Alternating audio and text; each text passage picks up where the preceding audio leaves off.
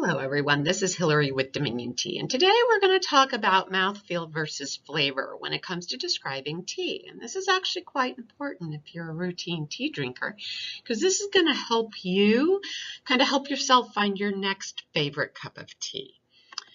So let's define mouthfeel.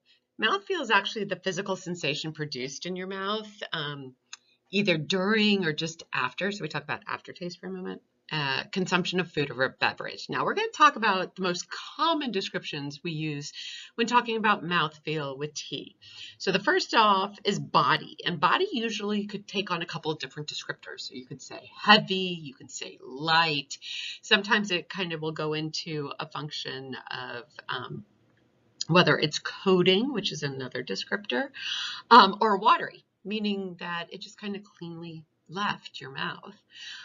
One of the most common descriptions in describing a mouthfeel of tea is dryness or astringency. Now, some people accidentally use the term bitterness when what they're really after is dryness. Bitterness is not the same thing as dry. A bitter tea is actually a tea that hasn't been produced correctly.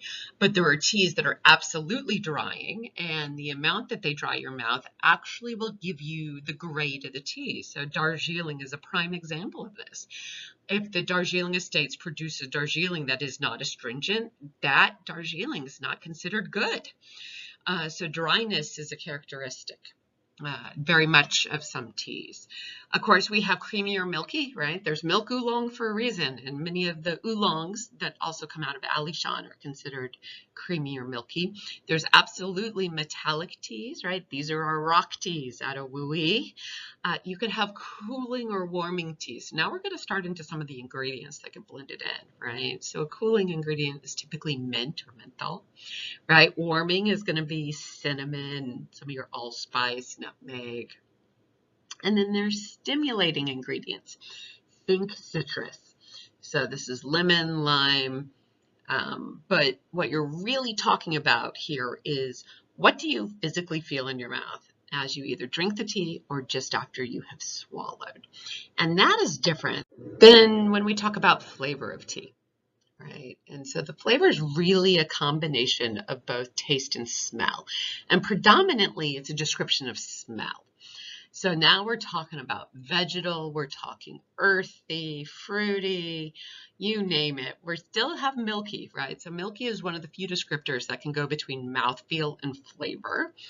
But they don't mean the same thing in context. So do make sure you're clear in your own mind which one you're after. Are you after the milky mouthfeel, or are you after the milky flavor? And of course, floral is another one.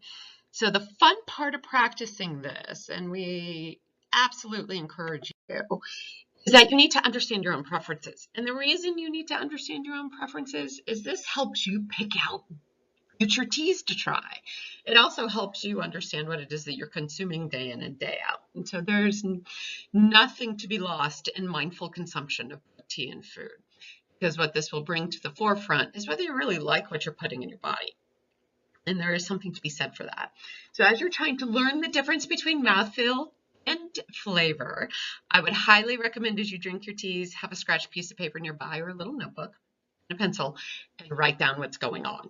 And the reason you write it down is that helps to reinforce what you're thinking and feeling. It gives you a good way and a good idea of how to organize your thoughts around this. And don't get too upset at yourself at the first couple of times of doing this that you're at a loss for words.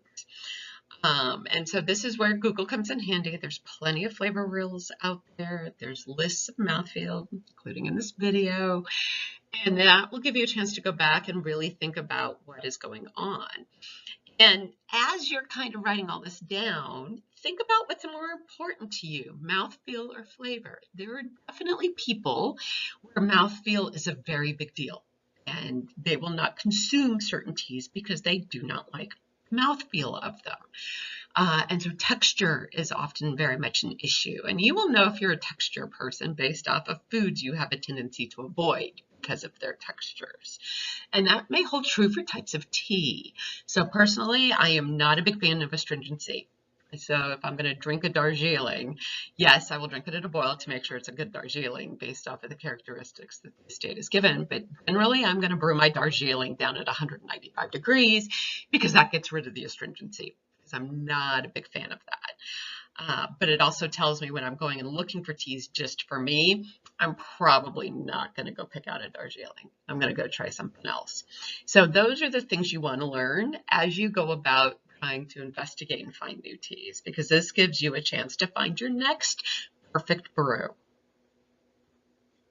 We hope you enjoyed learning more about tea with us. Hit the subscribe button so that you can be notified when we add more videos to our channel. And check out the highlighted videos to learn even more about tea.